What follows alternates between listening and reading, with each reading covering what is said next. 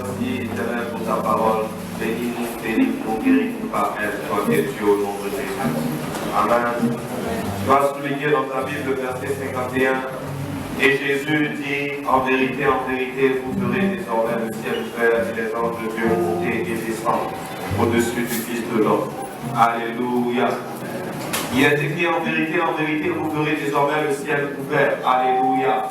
Bien-aimé, ce verset marque le début de la nouvelle ère, le début de l'époque de la grâce. Désormais, le ciel est ouvert. Les anges ascendent et descendent. Pourquoi? Parce qu'ils viennent exercer leur service envers celui qui a l'autorité, envers le roi de gloire, envers Jésus-Christ de Nazareth. Alléluia. Et dès l'instant où tu as reçu Jésus-Christ dans ton cœur, bien-aimé, je dis que le ciel est ouvert aussi au-dessus de toi. Et que désormais les anges sont disposés et disponibles pour toi. Dis Amen. Amen. Désormais, tu peux les appeler et ils agiront. Tu peux leur commander et ils interviendront. Alléluia. Parce que le ciel est ouvert. Alléluia. Merci à Dieu.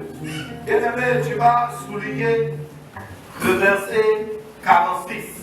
Nathanaël dit, peut-il venir de Nazareth quelque chose de bon? Alléluia. Philippe lui répondu, viens et vois. Regarde, on a demandé, peut-il sortir de ta famille quelque chose de bon? Peut-il sortir de ton village quelque chose de bon? Peut-il sortir de ton quartier là quelque chose de bon? Écoute, tu as une seule chose à leur dire. Venez et voyez ce que Jésus a fait dans ma vie. Venez et voyez ce que Jésus a fait dans ma vie. Peut-il sortir de ta famille quelque chose de bon? Dis-leur, venez et voyez. Venez et voyez l'œuvre de Dieu dans ma vie, l'œuvre ratée hier. Oui, je suis d'accord avec vous, hier j'étais un raté. Il n'y a pas de problème. Je suis d'accord avec vous. Hier, j'étais un incompétent. J'étais un incapable. J'étais un faible. Mais s'il vous plaît, venez me voir depuis que Jésus m'a saisi. Venez m'entendre depuis que Jésus m'a saisi. Venez marcher avec moi depuis que j'ai rencontré le Dieu de gloire. S'il a pu prendre en moi 7 comme Abraham et en faire le père de la nation, pourquoi ne peut-il pas faire de moi quelque chose de toi? Alléluia. Il a pris Moïse, fuyard, fugitif, perdu dans le désert. Il en a fait le maître d'Israël, même sur l'Égypte. Moïse s'est retrouvé Dieu sur Pharaon, parce que Dieu l'a commandé. Dieu sur Pharaon, écoute-moi. Pharaon représente le sommet des puissances maléfiques sur terre. Pharaon représente le sommet de la hiérarchie du mysticisme. Dieu a fait de Moïse Dieu sur Pharaon. Je dis, Dieu t'a fait Dieu sur les occultes au nom de Jésus. Dieu t'a fait Dieu sur les mystiques au nom de Jésus. Dieu t'a donné le pouvoir de parler et les choses arrivent. Amen. Alléluia. Peut-il sortir quelque chose de bon de ma famille? Regarde et tu verras. Alléluia. Bien-aimé, il y a un troisième verset que je veux que tu soulignes. Au verset 40, il est écrit, André, frère de Simon-Pierre, était l'un des deux qui avait entendu les paroles de Jean et qui avait suivi Jésus. Ce fut lui qui rencontra le premier son frère Simon et lui dit, nous avons trouvé le Messie. Bien-aimé, ce n'est pas parce que tu as connu Jésus avant moi que tu vas te retrouver mieux positionné que moi. Je ne sais pas si tu comprends de quoi je parle. La Bible dit que c'est André qui a rencontré Jésus. Mais écoute-moi, c'est Simon qui est devenu Pierre. Amen. Il y en a qui aiment expliquer. Écoute, ça fait des années que je vais à l'église. Tu peux aller à l'église depuis 20 ans, mais tu sais quoi? Moi, depuis une semaine, je suis dans la vraie intimité du roi de gloire. Tu peux aller à l'église depuis des années. Tu peux avoir occupé toutes les positions de l'église. Tu peux avoir même bâti des églises. Mais tu sais quoi? Tu n'es jamais rentré dans le lieu très saint. Mais moi, chaque jour que Dieu me donne, je prends l'essentiel de mes heures et je les passe dans la sainteté de Dieu. La Bible dit, Simon est devenu Pierre. Il est devenu Céphas. Il est devenu celui sur qui Christ a bâti l'église. Alléluia. C'est pas parce que tu n'es pas le premier que ce n'est pas toi qui portes la révélation et l'autorité. La Bible dit, les premiers seront les Et les derniers seront les premiers. Alléluia. Il y a autre chose qui est intrigante dans ce texte. Alléluia. On va commencer à dépouiller le texte. Dimanche prochain, on va l'achever et puis on va venir sur Genèse, le chapitre 4. Alléluia. Il y a autre chose d'intrigant, bien aimé. Il faut que tu soulignes. Versets 32 à 33. Jean-Baptiste rendit ce témoignage. J'ai vu l'Esprit descendre du ciel comme une colombe et s'arrêter sur lui. Verset 33. Je ne le connaissais pas. Mais celui qui m'a envoyé baptiser, donc m'a dit, celui sur qui tu verras l'Esprit descendre et s'arrêter, c'est celui qui baptise du Saint-Esprit. La Bible dit que Jésus a commencé son ministère quand il avait 30 ans. N'est-ce pas? On dit qu'il avait environ 30 ans quand il commença son ministère. Alléluia. Jean-Baptiste nous dit ici, alors qu'il s'apprête à baptiser Jésus, il nous dit, je ne le connaissais pas. Mais Jean-Baptiste n'est-il pas le fils de la cousine de Marie, la mère de Jésus? Jean-Baptiste n'est-il pas l'enfant d'Élisabeth? Jean-Baptiste n'est-il pas le cousin de Jésus-Christ? Ça fait 30 ans que Jean-Baptiste et Jésus se connaissent. Jean-Baptiste dit, je ne le connaissais pas. Est-ce que je parle à quelqu'un? Amen. Ça fait 30 ans il le connaît. Il dit, je ne le connaissais pas. Je dis, mais Jean-Baptiste, pourquoi tu ne le connaissais pas? Jean dit, les gens m'ont parlé d'un sauveur. Ils m'ont dit qu'il n'était d'une vierge. Je n'ai aucune preuve que Marie était vierge.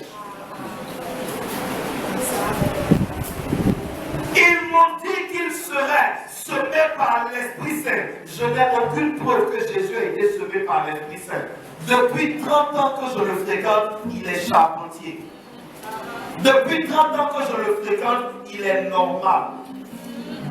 Je n'ai vu aucun signe particulier sortir de lui. Je n'ai vu aucune grâce particulière sortir de lui. Au contraire, depuis des années que moi, Jean-Baptiste, je fais ministère, je ne l'ai jamais vu faire ministère. Je ne le connais pas. Bien-aimé, écoute, peu importe ta naissance, si tu n'es pas dans la position de Dieu, on ne te connaît pas. On ne te connaît pas. Jésus, je ne te connais pas. Si tu es Jésus, fils de Joseph, tout simplement le charpentier, moi Jean, je ne te connais pas. Je ne te connais pas. Il dit, le seul signe qu'on m'a donné, c'est qu'on m'a dit, celui sur qui l'Esprit va descendre. Écoute-moi, écoute-moi, écoute-moi. Je ne sais pas depuis combien de temps tu viens à l'église. Mais si l'Esprit n'est pas descendu sur toi, je dis, nous ne te connaissons pas dans le royaume de Dieu. Nous ne te connaissons pas. Jean dit, je ne le connaissais pas. Mais un jour, quelque chose s'est passé. Quelqu'un dit à moi, un jour, quelque chose s'est passé. Alors, je ne sais pas depuis combien de temps tu fais l'œuvre de Dieu comme tu dis. Je ne sais pas depuis combien de temps tu vas à l'église. Je ne sais pas depuis combien de temps tu médites et tu lis. Mais je sais une chose. Un jour, quelque chose doit se passer. La Bible dit que le ciel s'est ouvert. L'Esprit est descendu sous forme d'une colombe sur Jésus. Écoute-moi, écoute-moi, écoute-moi. Quand Jésus a passé Jean le Baptiste et qu'il a dit à Jean de le baptiser, Jean dit, non, j'ai reconnu le signe, je ne suis pas digne de te baptiser. Jésus dit justement, c'est à cause du signe que je suis venu me baptiser. C'est à cause du signe que je suis venu me baptiser. Parce que tout Jésus que je suis, si je n'ai pas reçu le revêtement, quelqu'un dit avec moi le revêtement. Je dis, fais 50 ans de l'église si tu n'as pas reçu le revêtement. Jeûne autant de temps que tu veux si tu n'as pas reçu le revêtement. Prie autant de fois que tu veux si tu n'as pas reçu le revêtement. Tu n'es pas connu dans la hiérarchie des fils de Dieu. Jean dit, mais j'ai vu le signe sur lui. Alors je peux attester maintenant que celui-là est le Fils de Dieu. Je dis, mais Jean, d'où te vient cette conviction? Jean dit, ça fait des années que j'attendais le signe. Mais pendant que j'attendais, je baptisais les gens. J'ai baptisé des grands prêtres. J'ai baptisé des prophètes. J'ai baptisé des évangélistes. J'ai baptisé toutes sortes de leaders. Mais aucun n'a manifesté le signe. Et un jour, je me suis retrouvé à devoir baptiser mon cousin. Depuis 30 ans. J'ai dit, je me suis retrouvé à devoir baptiser qui? Mon cousin. Regarde, touche quelqu'un à côté de toi. Dis-lui, tu ne sais pas qui est assis à côté de toi. Tu ne sais pas qui tu marches depuis là. Tu ne sais pas qui tu fréquentes depuis là. J'imagine que de temps en temps, Jean-Baptiste disait à Jésus, petit tais-toi. Je suis ton aîné quand je parle, tais-toi. Regarde, depuis un bon moment, quand tu parles, on dit, ah, moi tu dis quoi dans la famille, tais-toi. Toi, tu vas apporter quoi à qui? Tu vas dire quoi à qui? Écoute-moi, pendant 30 ans, Jean-Baptiste ne savait pas qui c'était. C'est comme ça depuis des années. Ils ne savent pas qui tu es. Je te dis, ils ne savent pas qui tu es. Ils ne savent pas que c'est sur toi que l'onction doit descendre. Ils ne savent pas que c'est sur toi que l'onction doit descendre. Ils ne savent pas qui tu es. Ils t'appellent dernier de la famille. Ils t'appellent rejeté de la famille. Ils t'appellent espoir déchu de la maison. Ils t'appellent maison de laquelle rien ne peut sortir. Mais je dis, le signe est en train de se manifester. Le signe est en train de se manifester. Le temps est arrivé pour toi. Quelqu'un dit Amen, Amen, Amen. Je dis, le temps est arrivé pour toi. Quelqu'un dit Amen, Amen, Amen. Je ne le connaissais pas. Regarde, ils ne se connaissent pas. C'est pas grave. Moi, j'ai une bonne nouvelle pour toi. Si le Seigneur te connaît, c'est là. Regarde, moi je suis étonné. Il y a des Ivoiriens qui disent Oh, le ministre de la Sécurité ne me connaît pas. Moi, si le président de la République te connaît, il a fait une carte d'invitation pour toi. Il t'invite à dîner là où il n'a jamais invité le ministre de la Sécurité. Et tu dis le ministre de la Sécurité ne me connaît pas. Mais je m'en fous de s'il ne me connaît pas. Je sais que je suis connu de l'alpha et de l'oméga.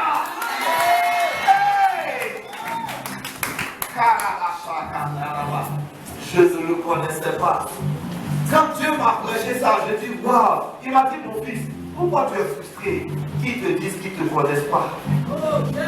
Qu'est-ce qui te frustre? Écoutez-moi, on ne vous connaît pas, il n'y a pas de problème. Ils ne connaissent pas ton ministère, il n'y a pas de problème. Ils ne connaissent pas ton travail, il n'y a pas de problème. Ils ne connaissent pas ta valeur de la famille, il n'y a pas de problème. Mais écoute-moi, un jour, on dira de toi, voici le signe de Dieu. Voici celui qui est venu de la part de Dieu. Alors, est-ce que je peux parler à quelqu'un? Dieu m'a dit, de la même manière que Jésus est l'agneau de Dieu est venu pour sauver l'humanité, de cette même manière, c'est l'agneau de ta famille, c'est ta maison. Tu es venu renverser la situation de ténèbres de ta famille. Tu es recevable de ta maison.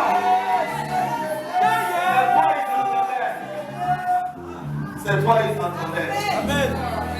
Oui, les enfants de la famille là, ils ne peuvent pas faire de longues études. Il faut dire que c'était avant moi. Je te connais la publicité des blancs, ça c'était avant. Ça c'était avant.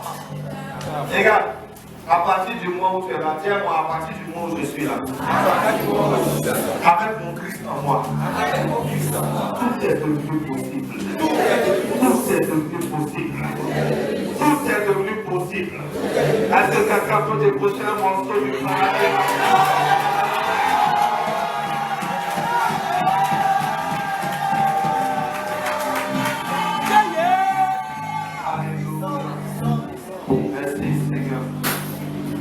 Laisse-moi finir ce matin comme notre temps est avancé par la grâce de Dieu qui nous a permis de l'adorer en esprit et en vérité.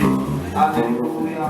Oh, pardonnez, je vous dis la vérité. Si vous n'entendez aucun son du ciel, groupe musical, si vous n'entendez aucun son du ciel, c'est que vous êtes des chanteurs. Je vous dis la vérité. Les chants entendent les anges célébrer Dieu. Mais mieux, la Bible dit, la terre mieux que les cieux raconte la gloire de Dieu. Donc les hommes sont censés trouver des cantiques encore plus excellents que ceux que les anges. Je vous dis la vérité. Une chose qui a donné à David la position qu'il a eue, c'est que les anges faisaient malin dans leur concert au ciel. Quand David est venu, il a pris les armes, il a commencé à fabriquer des instruments. Il dit, on est fatigué de vous voir. Je veux entendre à Dieu des mélodies nouvelles. Des mélodies nouvelles. Écoute-moi, ma Bible dit, que David était au bord de la mort. David s'en allait dans la mort et il a dit à Dieu, tu sais que dans la mort, il n'y a plus louange. Tu sais que dans la mort, on ne loue pas. Tu sais que dans le séjour des morts, on est couché en attendant la résurrection. Tu vas manquer de ma louange de Dieu. Hey! Quand tu as passé une seconde dans le cœur de David, tu as eu un frisson. Ça va monter? Ça va monter? Alléluia! Je dis, c'est comme ça, quand Dieu pense à ton adoration, il dit il y a quelque chose qui me manque. Il faut que je t'entende toi. Il faut que je t'entende toi. Dieu veut t'entendre. Dieu veut t'entendre. Je te dis la vérité. Les deux dernières choses qu'on va aborder ce matin et puis dimanche prochain, on va continuer. Il y a une chose qui m'a impressionné dans le ministère de Jean-Baptiste. On vient trouver Jean-Baptiste, on dit, es-tu le Christ? Il dit, assurément pas. On dit, es-tu Élie qui doit venir? Il dit, je ne le suis pas. Mais ma Bible dit en Luc le chapitre 1 au verset 17, que quand l'ange a parlé à son père, il a dit, cet enfant marchera avec l'esprit et la puissance de Dieu. Luc chapitre 1, lisez votre Bible. Ne prenez pas des choses au hasard. Ce n'est pas parce que tout le monde dit que Jean est Élie qui devait revenir que vous allez croire. Lisez la Bible. Luc chapitre 1. Gabriel a dit, cet enfant marchera avec l'esprit et la puissance de Dieu. Donc là, Gabriel a déjà dit que Jean-Baptiste, c'est Élie qui revient. On demande à Jean-Baptiste, il dit, je ne sais pas si je suis Élie. J'ai dit à Dieu, il ne sait pas vraiment tout bien. Il m'a dit, non, c'est pas qu'il ne sait pas. Il sait juste que la question n'est pas la bonne question. Écoute-moi, ne me demande pas qui je suis, demande-moi qui je prêche. Ne me demande pas qui je suis, demande-moi qui je prêche. Ne me demande pas quel genre de prophète je suis. Ne me demande pas si je peux faire descendre le feu du ciel. Non! Demande-moi quel Seigneur j'annonce. Jean-Baptiste dit, qui je suis, où est votre problème? Où est votre problème, qui je suis? Si je peux m'envoler, ou bien je peux rentrer dans le sol, où est votre problème? Je ne suis pas venu me prêcher. Je ne suis pas venu m'annoncer. Je suis venu annoncer le Christ, roi de gloire. Dieu m'a dit, peux-tu marcher comme Jean-Baptiste? Je vous pose une question, pouvez-vous marcher comme Jean-Baptiste? Seigneur, tu sais, il faut que moi, Jean-Baptiste dit, je ne suis personne. Yes. Tu es Élie, il dit je ne suis personne et Élie n'est personne. La seule personne qui est quelqu'un, c'est Jésus-Christ. Jean-Baptiste dit, je ne sais pas me reconnaître, mais je sais le reconnaître. Ah, oh, si tu comprenais de quoi je te parlais. Je ne sais pas me reconnaître, mais je sais le reconnaître lui. Je reconnais qu'il est Dieu. Seul Dieu, vrai Dieu, maître des cieux, de la terre et de l'univers. Au verset 29 de Jean 1, Jean dit, voici l'agneau de Dieu qui enlève le péché du monde. Alléluia. On peut finir avec ça. Est-ce qu'on peut lire Apocalypse, le chapitre 5?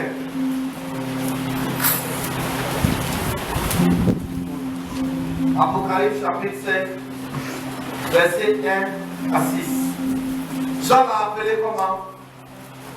L'agneau de Dieu qui ôte le péché du monde.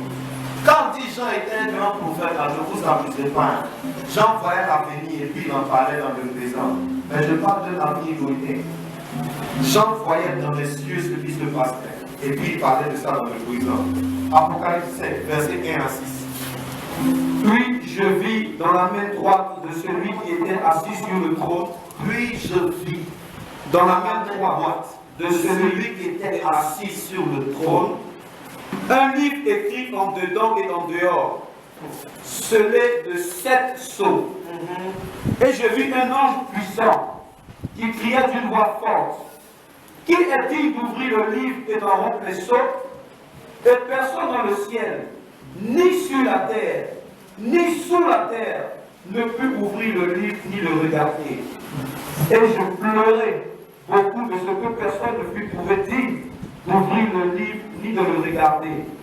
Et l'un des vieillards me dit, ne pleure point. Ne pleure point. Hey! Voici, Bien-aimé, arrêtons de pleurer. Arrête de pleurer parce que tu n'as pas de parents pour te pousser. Arrête de pleurer parce que tu n'as pas d'amis pour t'aider.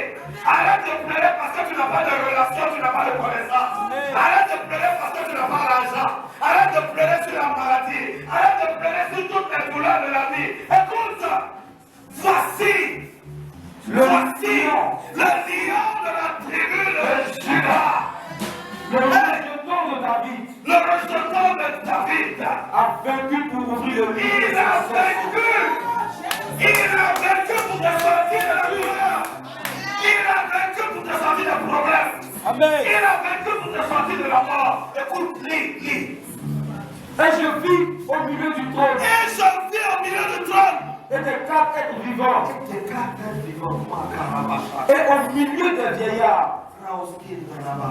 La Bible nous dit que les 24 vieillards sont tous en rond autour de quelqu'un qu'ils adorent. Qui est-ce que le prophète a vu? Un agneau qui était. Je vis l'agneau! L'agneau de Dieu! Dans le ciel, ils ne sont pas deux à être adorés. C'est l'agneau qui est adoré. Amen. Sur la terre, il n'y a pas qu'un nom qui va soumettre toute autorité. C'est le nom de l'agneau. C'est le nom de Jésus. Je dis, j'ai vu l'agneau et je vous le présente. Ce matin, je suis venu dire à quelqu'un, c'est l'agneau que tu adores. C'est l'agneau que tu adores. C'est l'agneau de Dieu que tu adores. Et je vais finir ce matin en te faisant comprendre pourquoi on l'appelle agneau. Pourquoi on l'appelle agneau? Et quelle importance pour toi? Parce que dans la logique du sacrifice biblique, tout ce qui pose de la douleur au peuple de Dieu, tout ce qui crée du mal à Israël, tout ce qui est problème dans la vie d'Israël, nous sommes censés toucher la tête d'un agneau, transporter tout ça sur lui, et puis lui va aller mourir en détruisant tout cela. Écoute-moi, pardon, écoute-moi. Comprends ce que je suis en train d'expliquer. Quand la Bible nous dit que c'est le Saint-Esprit qui a dit à la femme qui perdait le sang de toucher le vêtement, c'est à cause de ça. Elle perdait le sang, l'agneau passait. L'agneau passait. Écoute-moi, l'agneau passait. Quand elle a touché l'agneau, son mal est parti sur lui. Lui, il est allé à la croix. De la croix, c'est aller dans les enfers. Écoute-moi, la maladie est partie donc en enfer. Je dis la pauvreté est partie en enfer. Je dis tous les problèmes de ta vie. On les dit à envoyer.